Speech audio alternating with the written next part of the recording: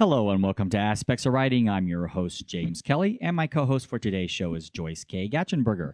And our guests are Russell Holbrook and Mary Ann Unger. And the topic of the show is shifting directions. Our first guest is Mary Ann Unger, and I'm going to let Joyce introduce her. Well, thank you. I'm very happy to be here today. As James said, our first guest is, and she's introduced as M.A.R. Unger.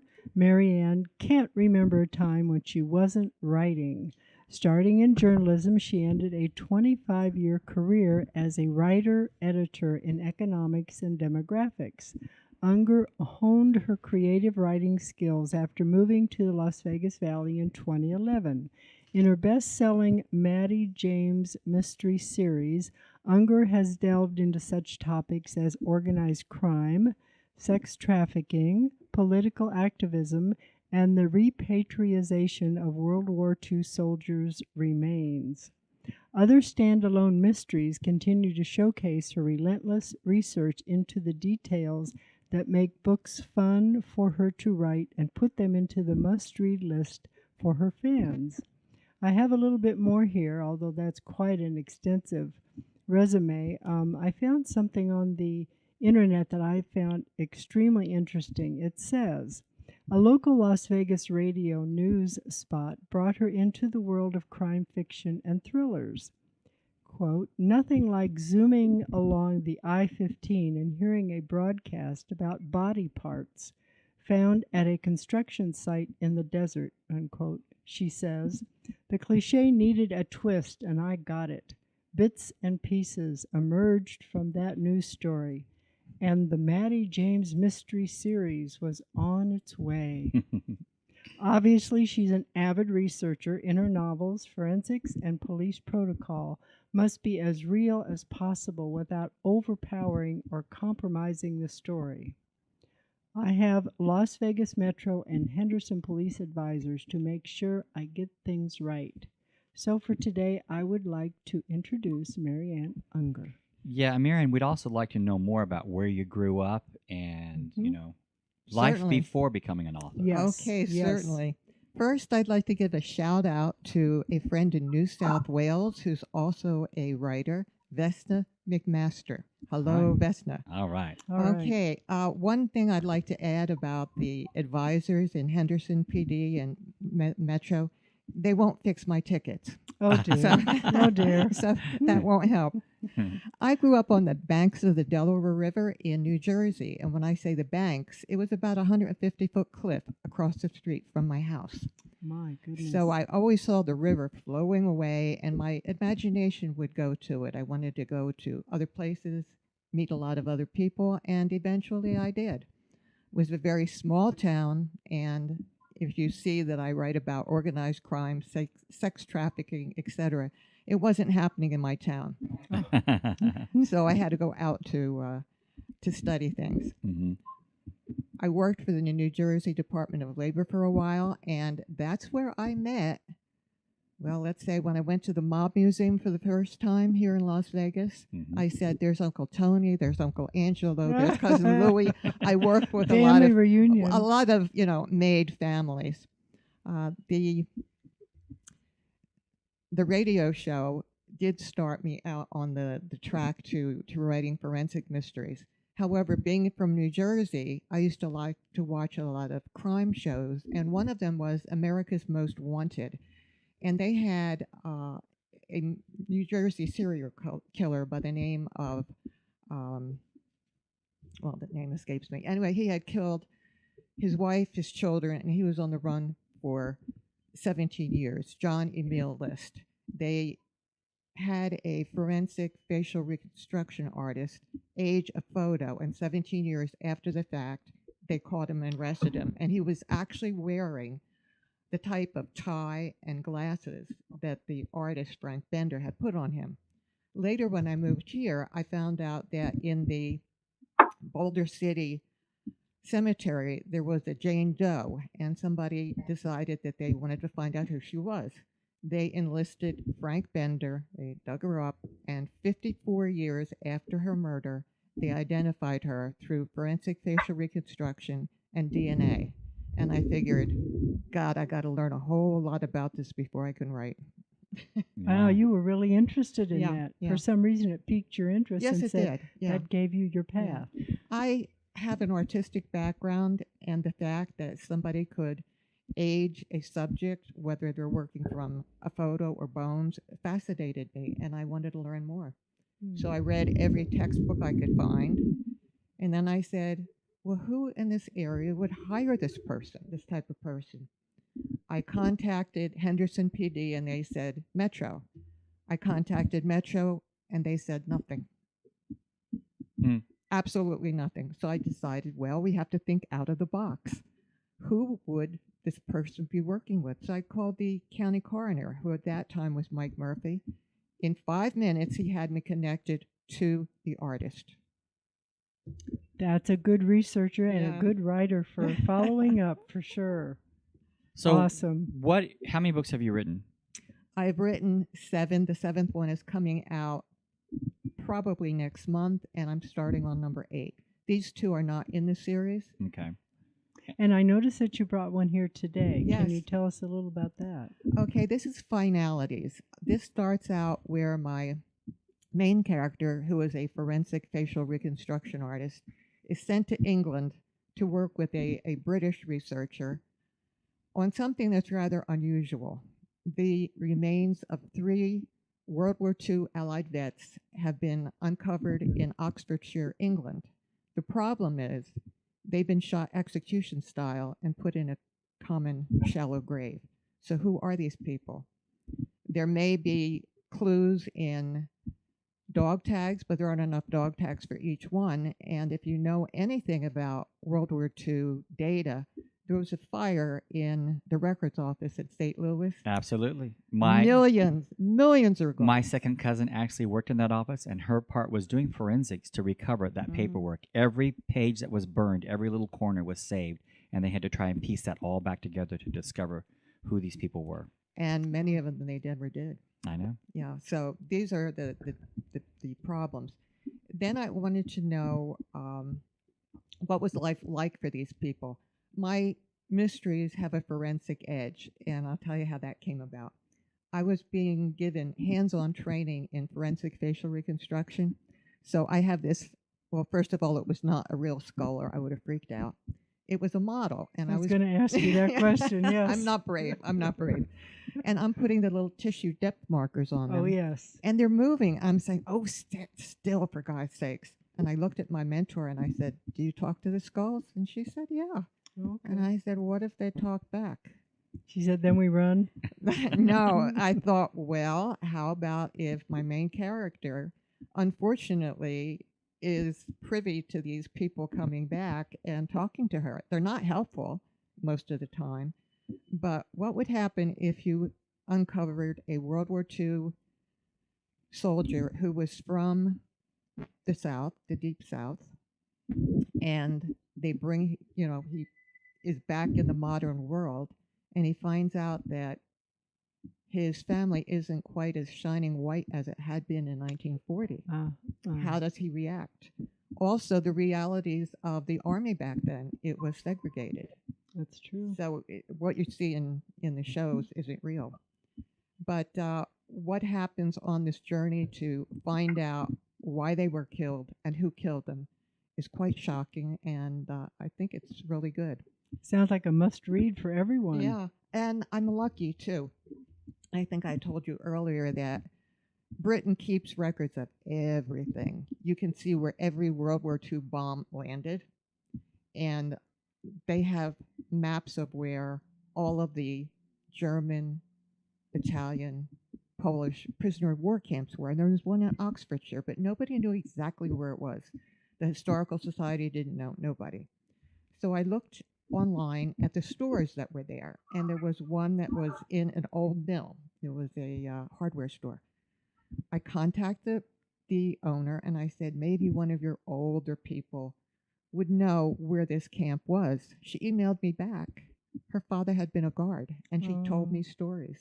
Because they still have the scars of when it actually happened. Yeah. All right.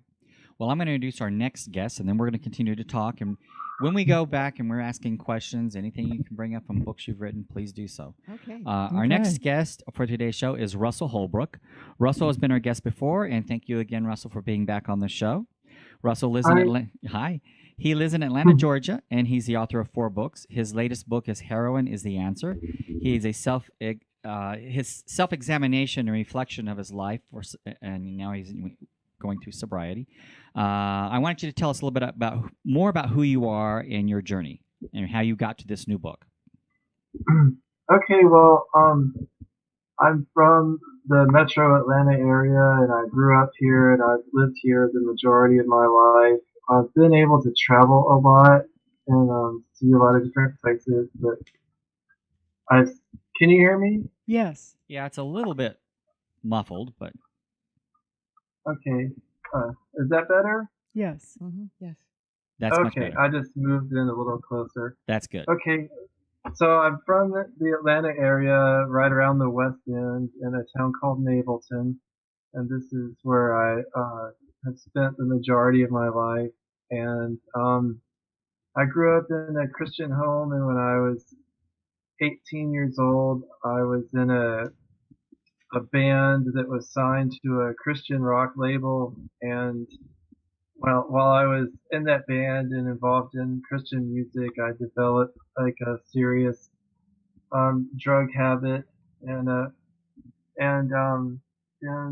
in 2007 I was finally able to get into recovery, and then it finally stuck in 2012, and so I've been sober ever since. And this book was kind of brewing inside me, but it was my wife's idea for me to write it. She suggested it and kind of prompted me to do it, and I resisted it because I knew it would be painful. But I finally gave in to the idea and just thought I'd give it a shot, because I primarily write fiction. I write bizarro horror, and then it took a long time to get into this and to settle into the groove, so to speak. And but once I finally got there, and stopped procrastinating and really got into the project, it went a lot smoother than I expected. And I'm very thankful that I went through with it. Yeah, But it's like you said. Oh, sorry. Go ahead. No, go ahead, Russell. Oh, but like you said, it's just an examination of my life in my early 20s, like pre-sobriety. Pretty much covers the darkest period of my life that I've lived through so far. Well, it's interesting because a lot of your book was written from a journal or a diary. I think you kept a diary throughout your pretty much Yes. from your adult life. There are 40 chapters, and each chapter has a corresponding poem, and all the poems were written back then from the years of 95 to 99. And the foreword is a diary entry, but the afterword is kind of a up to date where I am now. Well, in 1997, your son was born. Is that correct? Yes. How did that change the idea of trying to get away from the drugs?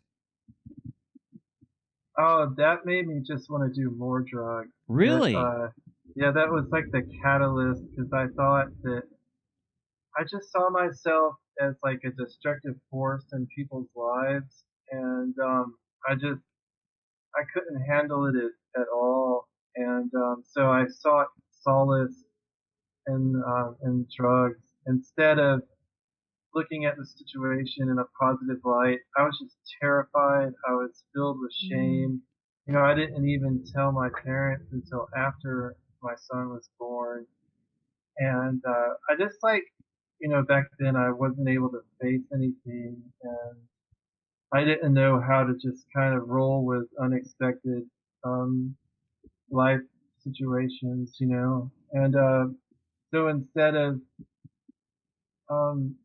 seeing his birth for like the beautiful event that it was and the blessing that it was, I was just terrified. And I just resisted everything, and so it made it.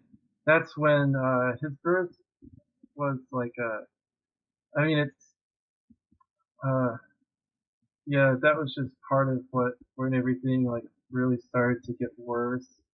But I was already into drug use, like really heavy at that point, and that was another reason I felt like, well, I can't be anyone's father in the state that I'm in, and I didn't know how to get out of it, so it was just this, you know, repetitive, like ruthless cycle of just doing drugs to try to feel better and not knowing how, and then like self-medicating because I didn't know how to deal with the chemical imbalance in my brain and the depression and the anxiety Well, I'm going to that read I've been. I want to read a quote here that you actually wrote in the fall of 1996. It says, "I am a constant state of being constant. I can't think, I can't move. Heaven can't talk to me. It can't move me anymore. This needs to stop. This writing sucks. I just keep getting high." And that was the year before your son was born. Yeah. And what I find interesting about your story is that you started off in a Christian band. And I think that we think in music, especially if you're in Christian music, in some genres you don't see drugs, but you're telling us the reality is that it doesn't matter who you are, what background, or where you come from, or what your profession is. It is there. Yes. Yeah, and it was that was one of the things I discovered getting into Christian music. It was a lot more prevalent there than I had expected. I actually just expected all the fellow musicians to be sober and these deep spiritual people, but it wasn't like that. I guess you could say rock and roll is rock and roll wherever you are. I mean, recording the first record in Nashville, like I was exposed to like a lot of drinking. That was the first time I ever like smoked weed and got drunk in this recording studio. And I was really surprised, like these people that I had admired as a church kid growing up, they were boozing it up, and Yeah. yeah, wasn't what I expected at all. Whitney Houston comes to mind for me. Oh, yeah. Because, Bobby Brown was always the one who was accused of getting her on drugs. But then I understand that the real story is that she's the one who kind of pushed it on him. And the reason she comes to mind is because she started off as a Christian singer before she became a pop singer. And, again, I think, in life we always want to turn our head to the reality. And the reality is it doesn't matter who you are, if there's something out there that's, and especially when you're young and you're susceptible to new and things. When I moved to Las Vegas, Nevada in 1978, That's okay. You can I tell wasn't us. 21 yet, and I was introduced to drugs when I started in the hotels when I turned 21, and I didn't know what they were. I didn't know. I walked into a room one time and there was these bags of these white powder sitting on a counter, and yeah, we talked about it being powdered sugar. Yeah, I thought it was powdered sugar. I thought, why do they have so much powdered sugar in their room? You weren't from New Jersey. No, I was not from New Jersey. I was from a little town in Oklahoma. So, it is amazing, and I can totally relate to what you're talking about. Now, I've never been into drugs, but I have certainly been surrounded by it, and I certainly have had a lot of friends who were into a lot of drugs. So, I can completely relate, and I was so naive. I didn't even know what terms meant. I used to have hair as long as yours is now, Russell. I used to have a mustache. And wow. Yeah, in the 70s when I was in college. Shifting directions. When I was in college, I think, and I drove a Firebird, so everyone just assumed that I was into drugs. Oh, you I would pull in you. somewhere and they'd say, "Hey, man, you got a hit," and I'm going, "A hit what? What's a hit?" or do you have a doobie? I mean, they ask me all these things, and I'm thinking, I don't even understand what they're asking me. You said, I don't know. But they are out there, and I think that, like you said, no matter what your walk of life or where you come from, we're all susceptible to it.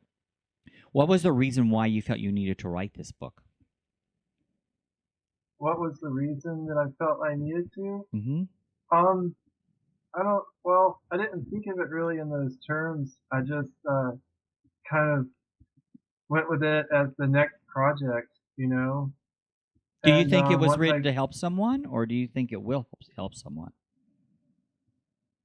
well, the response thus far has been really positive to it, and so I have a friend in recovery, and he said that he found it inspiring and that makes him want to share his story, and so like that was really encouraging to hear, and I do feel it has the potential to help, although it's not really that uplifting of a book.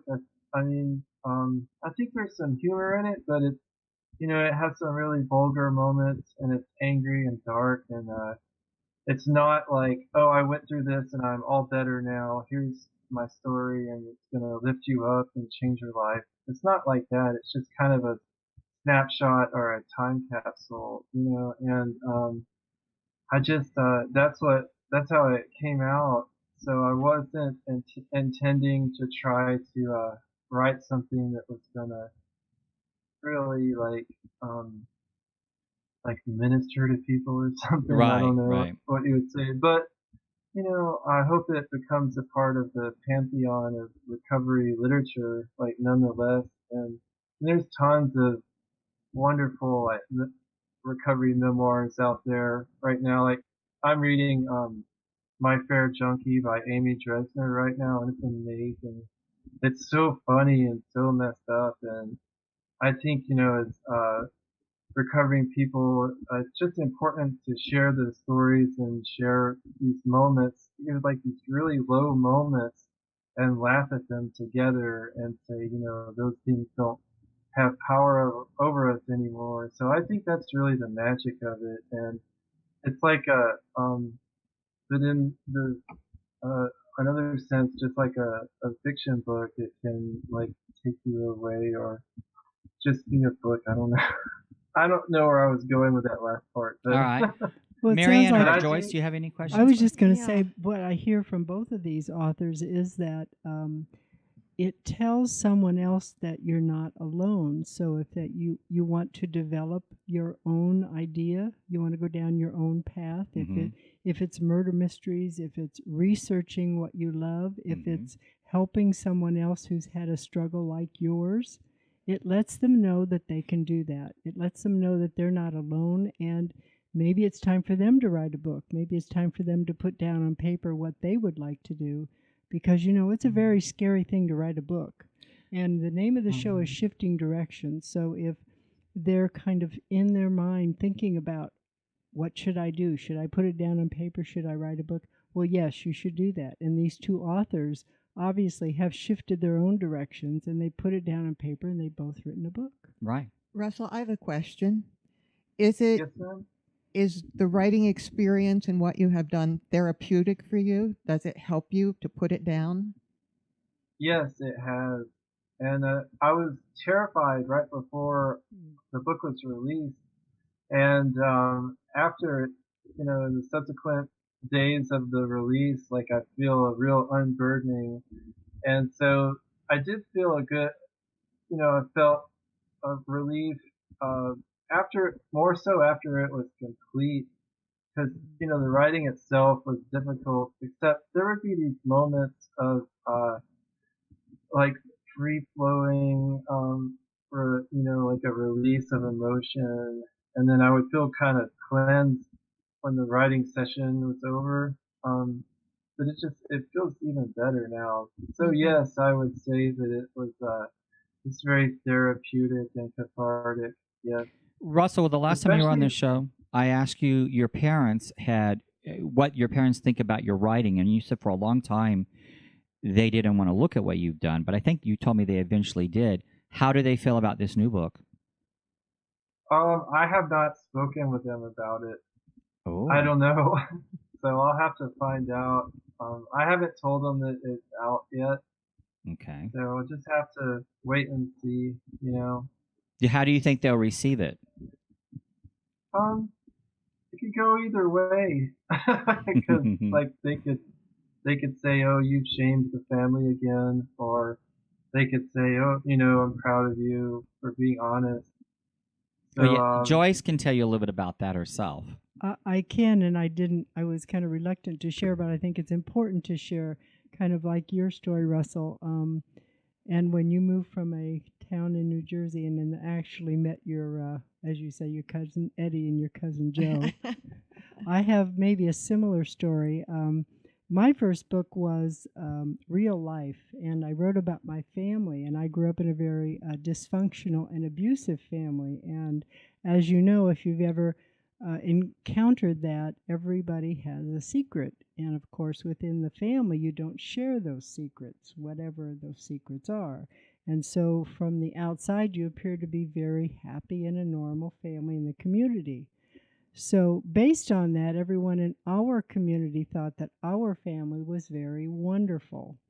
However, it was not. And so for a lot of different reasons in my life, it was time for me to write my book based on what I've heard from these two authors. And so I approached my siblings and I said, I'm going to write the book, so I'd like to read to you what I'm going to write, and it will be in the book. And I read to them their passage that was particular for them, so they knew it was going to be, and it knew it was going to be a book. So the book was published, and they read the book, and they promptly disowned me. Oh. And the reason is because I shared the secrets, and they didn't believe the book was actually going to be published. Oh. So the next move for me was to continue the story, but this one was to be fiction. So it's still based on fact. It's just now Yes. they're fictional characters. yes, and so I've Yeah. continued on and on and Yeah. on with the family story of a fictional family. Hmm. So the last two, in fact, you just had one that was released. Yes. Ripples in the Generation. Ripples in the Generation is a continuation of the story, but it's fiction. I So- hate to say it, but I had a very normal family. Oh. and the uncles and the Oh, I people know. I'm just themselves, using it. they were people I worked with. I know. I was an English major. However, the river runs through it. I want to see where it goes. How many English majors do you know that sat in on classes in geology, airport traffic control, and astrophysics? I was out there. One, They didn't know and what she's to do sitting with next to me. So basically, when you talk about not being in a comfort zone, I might have lived on a river, but in the book that's coming out in probably about a month, it's called Relentless. I wanted a shark fishing scene because it takes place in South Florida. I have never been fishing in my life. Okay, never held a reel, don't know what to do. Luckily, everybody who's ever been shark fishing in the United States and in North America has a YouTube video of it. Oh. Right. So I had to pick out what type of shark fishing I wanted, what type of shark, the size of the shark, and I sat and I must have watched videos for 2 weeks. I mean, I felt like I was a shark by the time it was over. So I wrote my scene, and then I thought, aha, I need someone to look at it and see how crazy it really is. So I'm looking online, and I find that there's a man who works for the National Oceanic and Atmospheric Administration. Noah. And not only that, he had a little job with a movie called Jaws. So I figured, this is the guy. I write my little email, and I send him the scene, and I send it off with love, thinking I'll never hear from him. The next morning, I get an email from him. He said, sorry it's taken me long. I'm out at sea. There you go. And he said, with one minor change, he says, it's freaking terrifying. So, yay, you don't have to fish to write about them. There you go. There And you I go. think you hit on something that's important here. Mhm. Even if you haven't experienced something in your life, it's real easy to go out there and research today and see what someone's talking about or what path they've been down, especially on YouTube. You can find a YouTube for anything. But in real life, I think the majority of people always have some skeleton somewhere in their life. There's always something there. So most families, there's going to be some tale you can tell that no one knows about. I think I shared this on the air once. I actually had a cousin that I didn't even know existed too until I was 12 and answered the phone, and this young lady says, is grandma there? And I'm thinking, grandma? who is this adult talking to me at grandma? Myself and my brother were the oldest grandchildren. So there's always something that someone has that we may not know about somewhere in that family. I can guarantee it. And if you ask the right questions, they will talk nonstop about it. That's Yeah, true. that's true. right. Yeah. One question I wanted to ask Marianne is, I noticed that when you decide on a scene in your book, you just go for it. You ask someone, you do research, you look at a video, you write information about something that you need to go back to later. You just assume that it will happen. You assume it's going to be part of your book. It's going to be a scene. Yes. What gives you that drive, that motivation? I mean, you think of an idea, then you do it, and then it's a book. I'm terminally curious. Ah. Okay. There was an idea that I had for a book where a plane was going to crash on Mount Charleston. So being a writer and being a little off-center, I took some of my books over to Henderson Executive Airport. And I saw somebody in a uniform, and I said, "Excuse me, sir, are you a pilot?" And he said, "Yes." I said, "See, I'm a writer. See the picture on the back of the book. This is me. How would I Of course, crash?" everyone does this. Right? How would you crash a small jet into Mount Charleston? And he told me. However, there are some safeguards that wouldn't make it happen. But yeah, if you approach people the right way, and sometimes you show them that you know things, they'll talk to you. But yeah, you had been talking to me earlier about screenwriting. I visualize scenes, and then I want to make sure that they're real. So I find somebody who can help me with the technical aspects. I had a car chase scene, and I wanted a specific car. There is a show called Top Gear on TV. Oh, yes. The British one Yes. is absolutely fantastic. I must have watched this car go around the track like about 20 times. My husband was saying, "Would you turn that off already?" But I wanted to know what the engine sounded like, how it handled in the curves. It's, vicarious experience, but if it doesn't come across real to you, you can't make it real to the reader. And that's interesting. I wanted to ask too with Russell, because we're talking about the different, shifting directions. Where did your ideas for your other books come from? And I know a cat is involved in part of it. Oh yes, I read that about him. And mostly everything has some basis in real life, although it goes off, totally off the rails in whatever direction. Like Lucifer, I actually had a cat named Lucifer, and the other one, Crust, about the teenage boy who turns into a living funnel cake. That I love it. I love it. That's it. That also came from something to do with going to the food truck park. It just kind of sprung into my mind, and then I love to eavesdrop on conversations and use elements that I pick up from those and just from observing people. So that's where a lot of it comes from. All right. So it's interesting how, though, your books are all different, or at least they have different twists to them for sure. Yours are still mystery, but there's a couple different directions you went with that. I have, the first 6 in the series were all had a paranormal edge. Some were thrillers, some were just straight mysteries. And now I'm just doing a thrill. I've just done a thriller without a paranormal edge. But one thing that Russell said, I'm doing this all the time. I'm always listening to people talk. So you get ideas of their education, their background, where they're from, what type of accent they have. And these all get tucked away in the brain, and they come out in other characters. Joyce, have you ever thought about totally. Yeah, go ahead, Russell. I was just going to say it. I love what you said about watching the video with the car, because I've never considered that before, because I prefer to make everything up, although I do a small amount of research, but I don't really have anything reality based like you do. But that's such a cool idea, though, to actually experience something vicariously, and well, just to help with the description and Yeah. the creating of the atmosphere and the mood.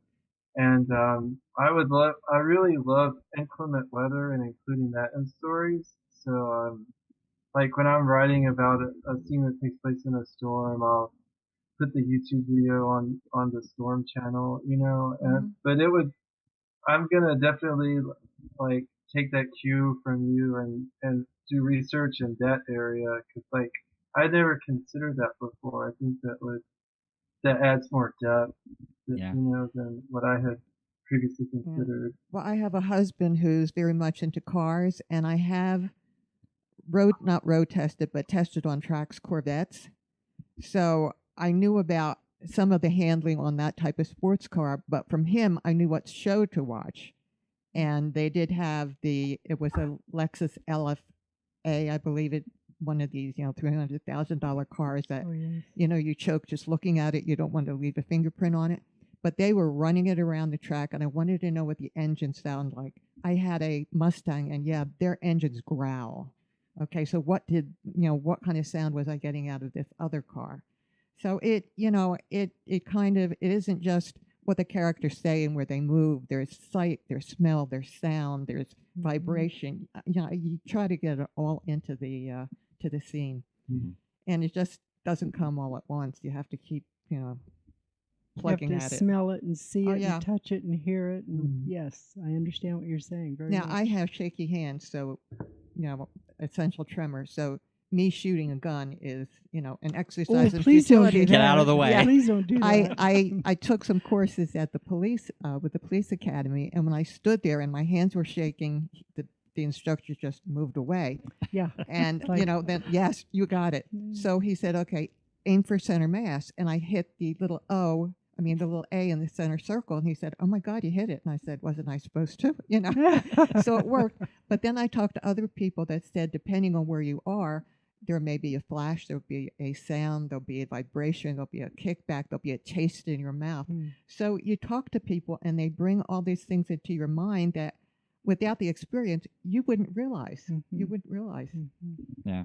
And if you haven't been on a shooting range, and then you understand why people wear hats with flaps on it, because those shells will come back out of the gun and hit your head. And you want something on your head and your face so that you don't get hit in the head with those shells. Right. That's right. Yeah. All right. I wanted to ask Russell, what's the best thing about being a writer? Oh, my favorite aspect of being a writer is the openness and the endless possibility. And it's a wonderful creative expression.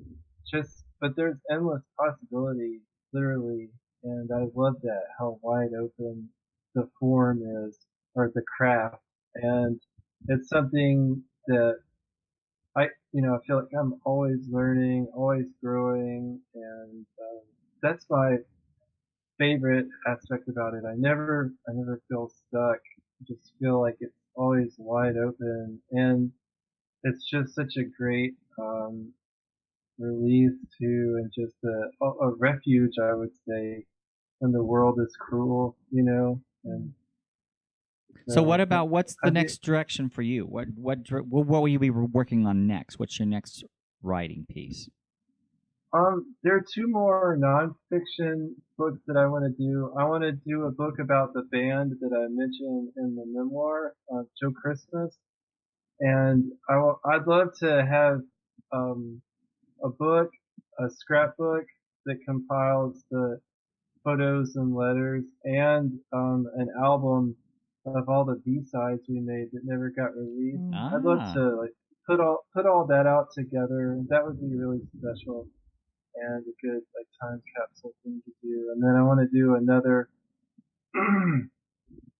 another memoir, and then I have a list of fiction projects to work on, and um, I want to keep writing for horroraddicts.net, and also a friend of mine has asked me to do a article for him about bizarro horror for his magazine, which is called Phantasmagoria, published in Belfast, Ireland. And that's going to be sometime out in the future, but just I think I want to alternate between fiction and nonfiction, and I really enjoy the memoir genre, so I would like to pursue that further as well as do more fiction work. Okay. And I want to ask the same question of you, Marianne. What is the best thing for you about being a writer? Well, it's the idea that I can lock myself in a room and mentally I'm lost. I'm someplace else. I'm away from the television news. I'm away from the talking heads on television. I don't answer the phone. I get thoroughly involved in something creative, and I really enjoy that. The fact that sometimes I walk down the street and people ask me for an autograph isn't bad either. Yeah, There that's you nice. go. Yeah. There you go. Well, you've said also that you're terminally curious. Oh, yes. And so if you're terminally curious, that could set you up to be kind of like a ping pong, where, oh, this is important, that's important, this is important, that important. So how do you kind of segregate yourself into writing a particular book?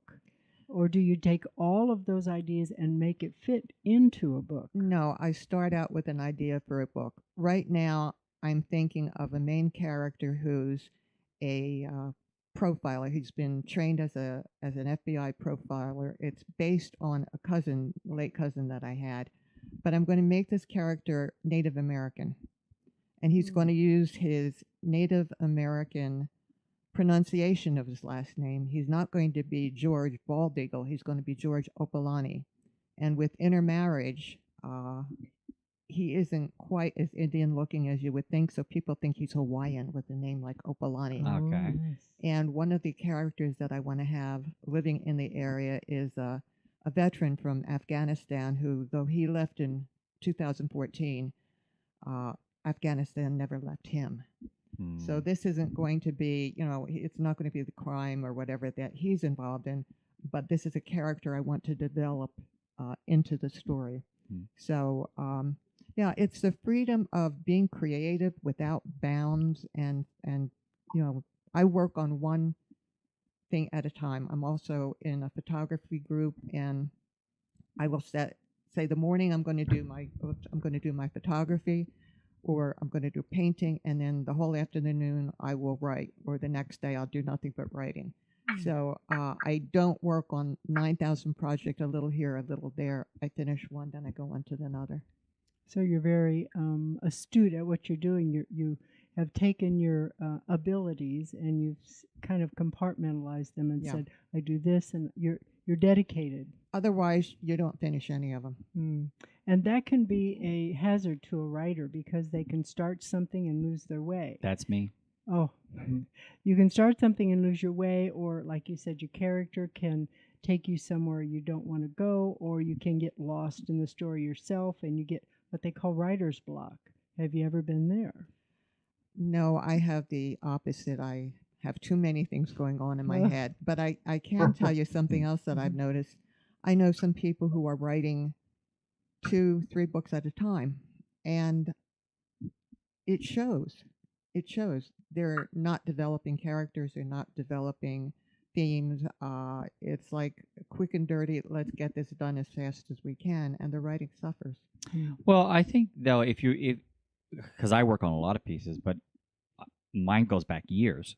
I have one book 30 years ago I started. So, but it's not about writer's block for me. It's just about, I let the characters, I guess you would say, settle. Cooperate. Yeah. And then I'll go back and pick it up and then I'll say, okay. So I've always been that way, even with painting. When I was in junior high, I started a painting. I didn't finish to my senior year in high school. Oh. Well, I'm not talking about that. I'm talking about everything. We start 3 books in January that we will finish in. Oh, that you have a deadline for. No. I don't give myself a deadline. No, that's what I'm just saying, that I see some people doing this, and no, if you're working on something and you put it aside, you can come back to it later and keep developing it. But if you're pushing yourself or somebody else is pushing you, that I can see would be confusing. Yeah, I get. You're talking about exactly. writing 3 at once. Yeah. That's what I'm doing. Oh, I see. And also forcing it. Kind of what you're Yeah. saying is true too. You really cannot force the project, Right.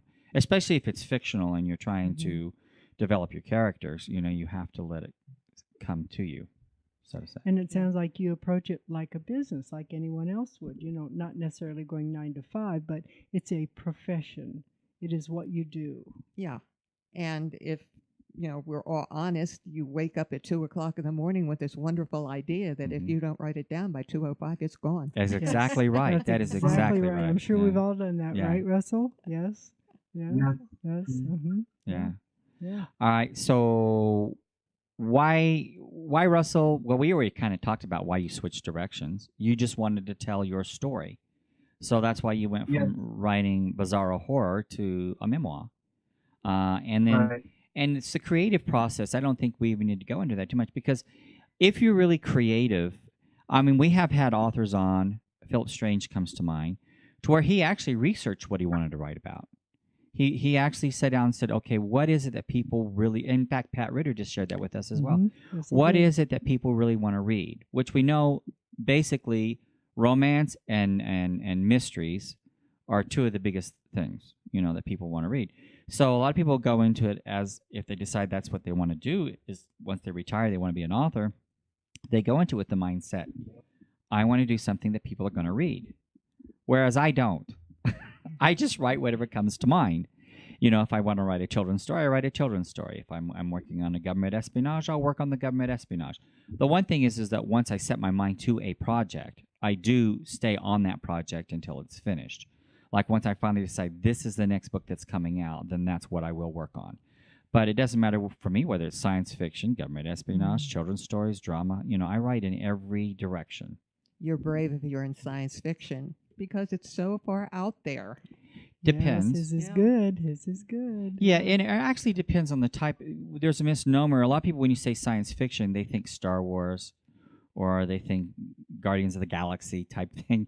And mine isn't really like that. Mine's told from a humanistic side. Mhm. It's under hypnosis, and this person tells the story of abduction.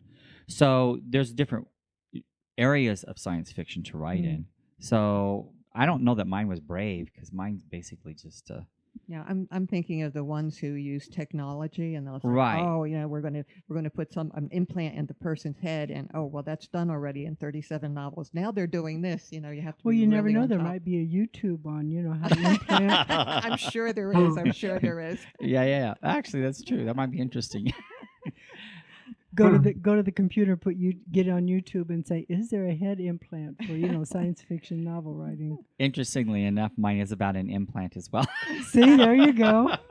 No, but mine is why was there an implant? So yeah. There you go. But so we know you research your books. We know that you've already shared with us how you go to YouTube and do your research. You actually go out there and experience it. And yeah, I know you were at Bizarro Fiction, Russell. So how much research goes into that, if any? Not a whole lot. I remember when I forgot what I was writing, but I had sort of an epiphany, and I decided I would create all my own products. There would be no real world reference, of any kind, and so I don't. And if I wanted to say like I had a special kind of boat, and the boat could fly, and it could go like 20 million nautical miles an hour, and and it could float through strawberry jam or whatever. And it's like I don't have to do any research about it because it's absurd, Yeah. But there have been some terms and things like that I've researched, and I think one time I researched like rate of decomposition of organic material, particularly human I know flesh. it well. And sure you and there was one time where I needed to know some specific terminology. I can't remember what it was for, but I researched that. And there was another one where I I researched this thing called angel lust. Do you know what that is?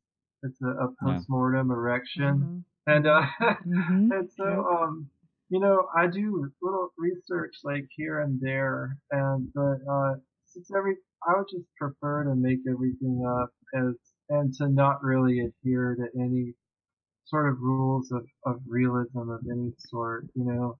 When I've But written in the past, even with the science fiction, sometimes there aren't terms for what you're trying to You have to say. make it up. Right.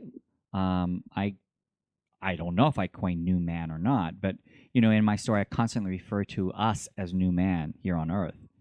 So there are times you have to come up with, well, how can I describe this? There's nothing out there to really. Well, I have a funny story. In most of my Maddie James books, they go to a place called the Neon Lights Cafe, and it's on Water Street in Henderson, Nevada, Oh, but it doesn't exist. right. I can't tell you how many people have come up to me and said, "Have they changed the name of it? I want to go eat there. I can't find it." And I'm Yeah, saying, yeah. "You want to go eat someplace where people get killed? I mean, why would you want to do that?" But yeah, they're mad that they can't find it. Yeah. And I think I shared on the last show even that we did, Joyce, where someone came up to me with my first novel and said, "Oh, I've been to that country." Yes. And I'm thinking you couldn't Yes. have because I made that up. Mhm, mhm. But some people want to buy into it. And so, maybe they were in that part of the world, but they certainly weren't in that country. So And they may have had a good time And too. maybe in their mind they were, I don't know. Well, I worked with a woman who swore that she took a train from Miami to the Bahamas, so it's possible. Okay, Oh, all how'd she right. do that? I don't know. Oh. I didn't ask. I didn't It's a ask. long bridge. That was a long. Oh, I'm imagining how that would happen. I don't know. I don't know. Do you guys have any other questions about what we're talking about? Shifting directions. Well, it's interesting because I think that most writers, and everybody can answer this. I think that most writers write about something in their life. Something sparks an idea, whether it's personal or something they see, and that idea kind of sparks an imaginative tone in their own brain, because all writers are very, like you said, imaginary people. And I think that part that is sparked says, oh, there's a character there. There's something I can write about. Whatever genre you're writing in, Mhm. whether it's mystery or it's murder or it's, suspense, or maybe it's a family saga, something, that little spark, and you never know where it comes from. Maybe the grocery store or Right. your next door neighbor, or maybe you were watching a TV show or a YouTube video or whatever.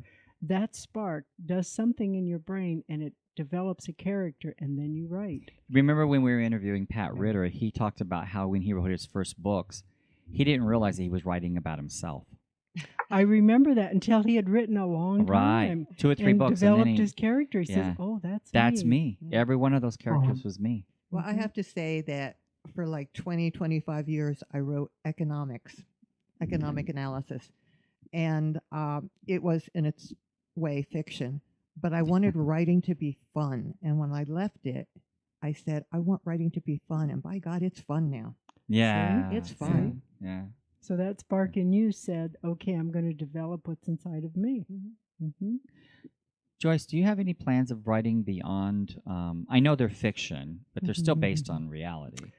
Well, I write drama in Mhm. the family saga, Mhm. footprint kind of thing. And it's interesting you say that, because my daughter was kind of talking about my recent book, which is The Ripples in the Generations. And she said, Mom, you should write really sexy scenes from now on. You should write like hardcore pornography.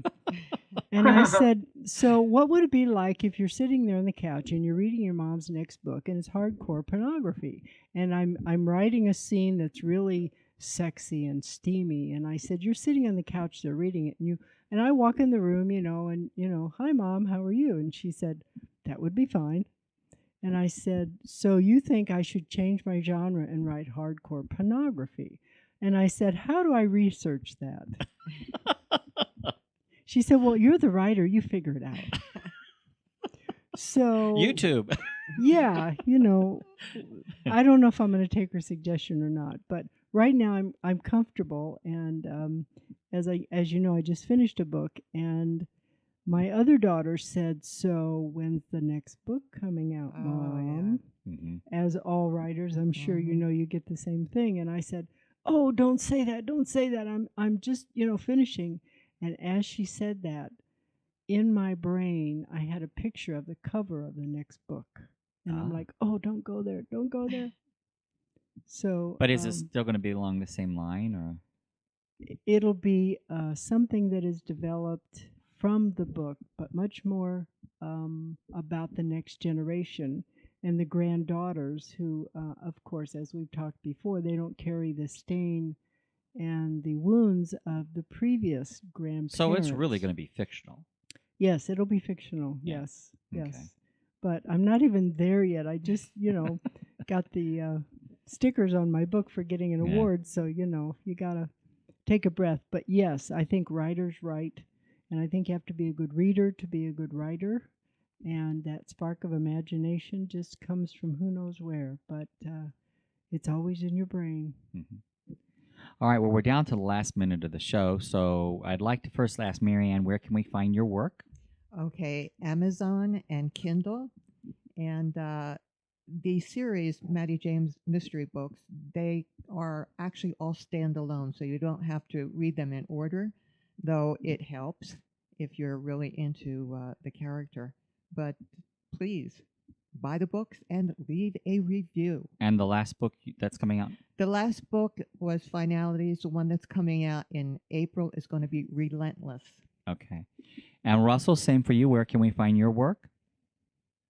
Mostly on Amazon. I'm working on getting it onto some other platforms and venturing out into audiobook as well. But I'm on Amazon in paperback and Kindle as well. And Joyce and I always like to share the fact, Yes. get it on Draft to Digital for your ebooks, because Yes. they'll go worldwide. Yes. So Draft to Digital, the number 2. Draft Okay. to Digital. Draft the number 2 digital. All right. So I'd like to thank our guests, Russell Holbrook and Marianne Unger, and my host, Joyce K. Gatchenberger. To find links to our show, just go to aspectsofwriting.com. There you'll find links to the video on YouTube, as well as it's on Roku TV and a couple other outlets now. Just go to Aspects of Writing to learn more. We're syndicated on amfm247.com, and you can go to am247.com to my page there to learn more about where we are as well. And we're on 14 terrestrial stations. We archive the shows. Right now, I have a little player there from Spreaker. If you go to Aspects, you can listen to all the shows from there. Just go to aspectsofwriting.com. And we have an event coming up on April 27th for, we'll have like 40 authors there. Marianne, you're going to be participating. Of course, Joyce will be there. Yes. And it's called the second annual Aspects of Writing book launching and picnic. And it truly will be a picnic as well. There'll be food there will be served. Every time you buy a book, you get a coupon for food or a beverage. So come and buy a book and have a picnic. Until next week, this is your host, James Kelly, reminding you, if you can dream it, you can write it. Thank you again, Russell, and thank you, Marianne. Thank you. And thank you. Thank you. All right. Thank you very much.